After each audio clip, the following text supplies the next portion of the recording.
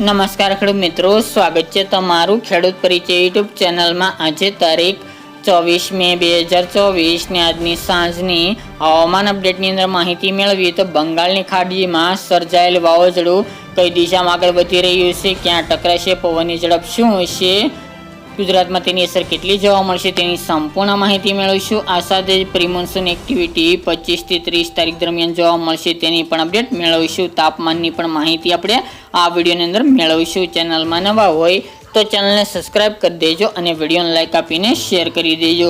વાત કરવા જઈએ તો બંગાળની ખાડીમાં અત્યારે વાવાઝોડું બનવાની કેટેગરી સુધી પહોંચી ગયું છે। આજે રાત્રિ દરમિયાન બંગાળની ખાડીમાં આ સર્જાયેલ રેમલ વાવાઝોડું બાંગ્લાદેશ તેમજ પશ્ચિમ બંગાળ તરફ આગળ વધી રહ્યું છે।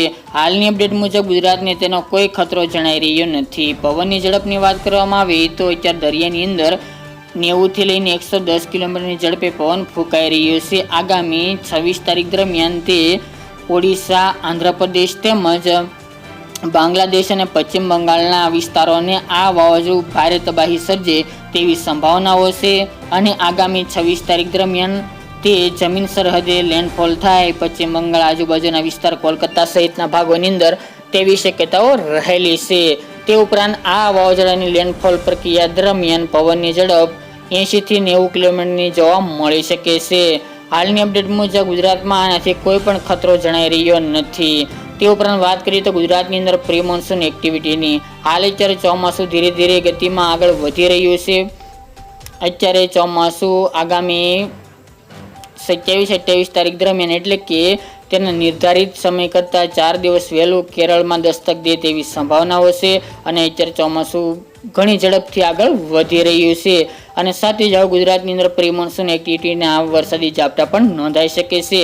આગાહી મુજબ વાત કરીએ તો આપણે પહેલાં પણ જણાવ્યું હતું તે મુજબ કે 25 થી 2 જૂન વચ્ચે ગુજરાતની અંદર પ્રી મોન્સૂન એક્ટિવિટી જોવા મળશે। ગાજવીજ સાથે તોફાની વરસાદ આગામી દિવસોની અંદર જોવા મળશે, જેમાં 29, 30, પહેલી અને બીજી 31 સહિતના તારીખોની અંદર ગુજરાતની અંદર દક્ષિણ ગુજરાતના વિસ્તારો, પૂર્વ ગુજરાતના વિસ્તારોની સાથે સૌરાષ્ટ્રના પણ મોટાભાગના વિસ્તારોની અંદર વરસાદી ઝાપટા, અમુક જગ્યાએ ભારે, હળવા તો અમુક જગ્યાએ વાવણી લાયક વરસાદ પણ જોવા મળે તેવી સંભાવનાઓ રહેલી છે। તો ફરીવાર ગુજરાતની અંદર પ્રી મોન્સૂન એક્ટિવિટી ફૂલ જોરમાં જોવા મળે તેવું પણ અનુમાન રહેલું છે, જેની તમામ ખેડૂત ભાઈ નોંધ લેવી। હાલની અપડેટ મુજબ ભાવનગર જિલ્લો, દ્વારકા સહિત જામનગર, જૂનાગઢ, રાજકોટ, બોટાદ, અમરેલી, ગીર સોમનાથ સહિતના ભાગો, સુરત, વલસાડ, નવસારી, તાપી, અંકલેશ્વર એ વિસ્તાર, ભરૂચ, દાહોદ, ગોધરા, વડોદરાના વિસ્તાર, અરવલ્લીના ભાગો, મહીસાગર અને નર્મદા જેવા વિસ્તારની અંદર વરસાદની સંભાવનાઓ રહેલી છે।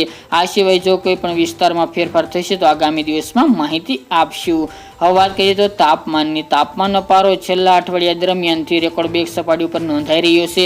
45 થી લઈને 46 પ્લસ તાપમાન નોંધાઈ રહ્યું છે। આગામી કાલે 25 તારીખ દરમિયાન હજી તાપમાન વધારે જોવા મળશે, એટલે કે 45 આજુબાજુ જોવા મળે તેવી સંભાવનાઓ છે। આજે તાપમાનમાં ઘટાડો 1 ડિગ્રીનો જોવા મળી રહ્યો છે। આગામી 26 થી લઈને 30 તારીખ દરમિયાન તાપમાનમાં મોટો ઘટાડો થાય અને ખેડૂતોને રાહત મળે તેવી પણ સંભાવનાઓ રહેલી છે। હવે 1-2 દિવસ ગુજરાતની અંદર તાપમાનનો પારો ઊંચો જોવા મળશે, ત્યારબાદ 2 થી 3 ડિગ્રી તાપમાન નીચું આવે તેવી પણ સંભાવનાઓ રહેલી છે। એટલે ગુજરાતના ખેડૂતોને ગરમીમાંથી મોટી રાહત મળે તેવા સમાચાર મળી રહ્યા છે। આ સિવાય વાત કરીએ તો ચોમાસું ગુજરાતની અંદર આ વર્ષે વહેલું દસ્તક દે તેવી સંભાવનાઓ છે અને ચોમાસા પહેલા અરબી સમુદ્રમાં પણ એક ચક્રવાત એટલે કે વાવાઝોડું બને તેવી પણ આગાહી અને અનુમાનો લગાવવામાં આવી રહ્યા છે। તે 7 થી લઈને 12 જૂન વચ્ચે લો પ્રેશર બને તેવી સંભાવનાઓ રહેલી છે। વાવાઝોડું બન્યા બાદ, સિસ્ટમ બન્યા બાદ તેનો રૂટ નક્કી થશે ત્યારે તેની સંપૂર્ણ માહિતી આપશું। 4ની અપડેટ માટે આટલું જ, ફરી એક નવા વિડીયો સાથે મળીશું।